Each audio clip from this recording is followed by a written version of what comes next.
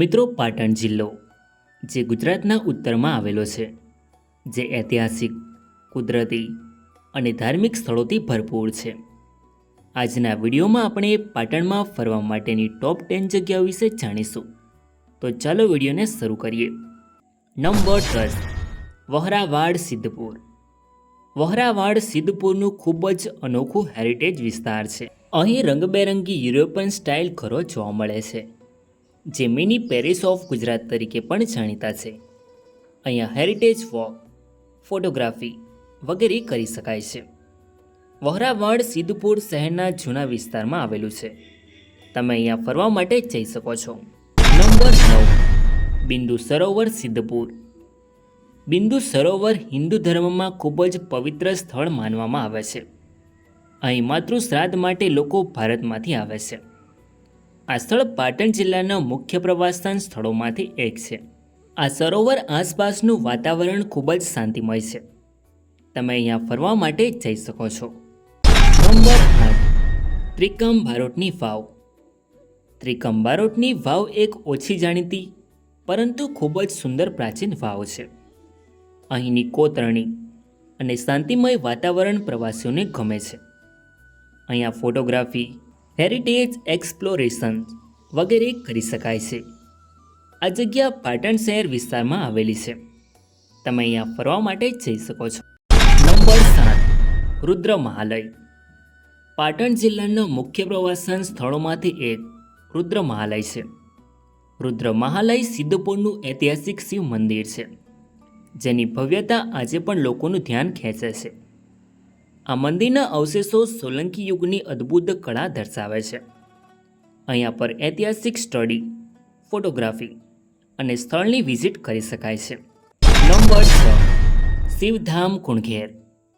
શિવધામ કુણઘેર એક આધ્યાત્મિક અને કુદરતી શાંતિથી ભરેલું સ્થળ છે.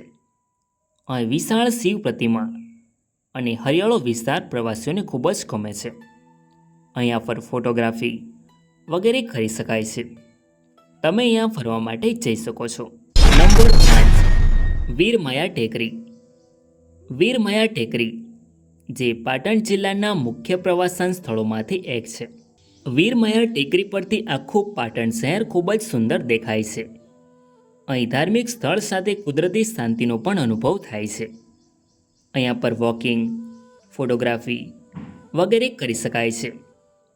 નંબર 4, પંચાસરા પાચાનાથ જૈન દેરાસર. પંચાસરા પાચાનાથ જૈન દેરાસર જે પાટણનું ખૂબ જ સુંદર અને ઐતિહાસિક જૈન મંદિર છે. અહીંની શિલ્પકલા અને શાંતિમય વાતાવરણ લોકોનું મન જીતી લે છે. અહીંયા જૈન હેરિટેજ, ફોટોગ્રાફી વગેરે કરી શકાય છે. તમે અહીંયા ફરવા માટે જઈ શકો છો. Number 3, dinosaur park and science museum. Dinosaur park and science museum જે પાટણ જિલ્લાના મુખ્ય પ્રવાસન સ્થળોમાંથી એક છે. આ સ્થળ બાળકો અને ફેમિલી માટે સૌથી મજેદાર જગ્યા છે. અહીં ડાયનાસોર મોડેલ્સ, સાયન્સ એક્સપેરિમેન્ટ અને એક્ઝિબિટ્સ જોવા મળે છે. સાયન્સ મ્યુઝિયમમાં સ્પેસ, ફિઝિક્સ અને ટેકનોલોજી વિશે જાણી શકાય છે. નંબર 2, શસ્ત્રલિંગ તળાવ. શસ્ત્રલિંગ તળાવ એક પ્રાચીન ઐતિહાસિક જળાશય છે, જે સોલંકી યુગની યાદ અપાવે છે. અહીં પહેલાં હજારો શિવલિંગ સ્થાપિત હતા એવી માન્યતા છે. આજે આ સ્થળ શાંતિ અને ઇતિહાસનો અનુભવ કરાવે છે. તમે અહીંયા ફરવા માટે જઈ શકો છો. નંબર 1, રાણી કી વાવ.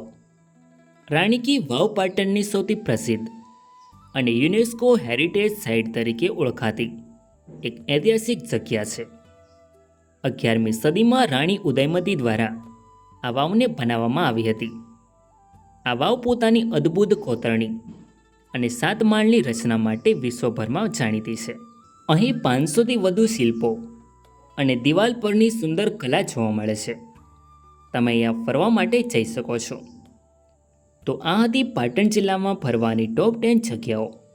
વિડીયો ગમ્યો હોય તો લાઈક કરીને કમેન્ટમાં તમારી મનપસંદ જગ્યાનું નામ જરૂર લખો.